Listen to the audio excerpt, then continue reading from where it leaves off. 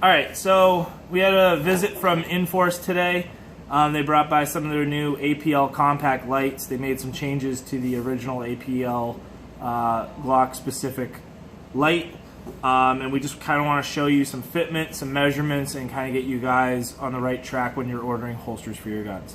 So right now, the original Glock specific has an exposed screw, and it's indicative of Glock rail positioning. This also affects most guns that have a single rail slot that are a full size or a compact gun, such as the CZP-10C, the CZP-01, the Glock models, and other universal positioned, Glock style positioned rail slots. So if you own a P10C or a P01 or a Glock, do not buy the universal. You can see here that the universal has a screw hole placement in the middle. This is for multiple slot or a universal slot positioned pistol. I believe, we haven't tested this yet, but this might fit on the Springfields, which have a much different single position light spot, Picatinny. So this is what a universal will look like on a Glock. You can fit your index finger in behind it. Do not buy a universal APLc for your Glock. It will not, it'll be too far forward.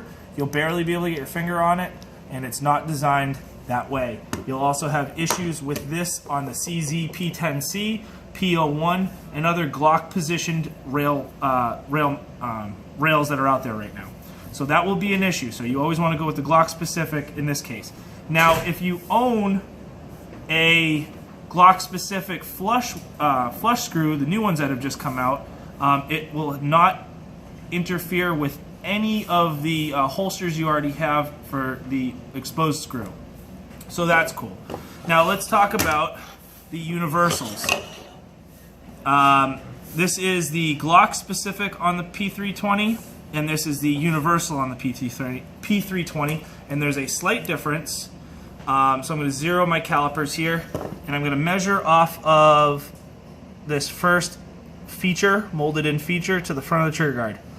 So the Glock specific that sits on the P10C is 6.51. I think I just bumped it slightly, so I believe it might be, nope, it is 6.51 to, let's call it 6.46. So it is 0.646 from that feature to the front of the trigger guard. Now, if you have the universal on it, let's see what it says.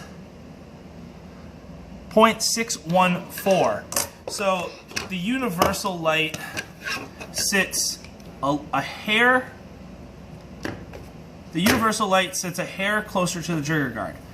So if you already own a Glock specific pistol light and you're running it on something like a Sig Sauer P320 or other multi-slot Picatinny rails, you might want to purchase a holster for the Glock specific APLc, because if you do happen to end up getting a universal, it will fit within a holster that is molded for this. Now, if you put a Glock specific on something like this, the 320, you will probably have a fitment issue because it protrudes out a little farther. So if you order a holster for a universal Inforce, but you have a compact Glock specific light, this might interfere and your gun might not seat perfectly in a custom Kydex holster. So it's just something to consider if you have a Glock specific versus universal on your carry guns. So err on the side of caution if you feel that way. Buy a Glock specific APLc holster, and the universal light, the APLc universal will fit in it, but not vice versa.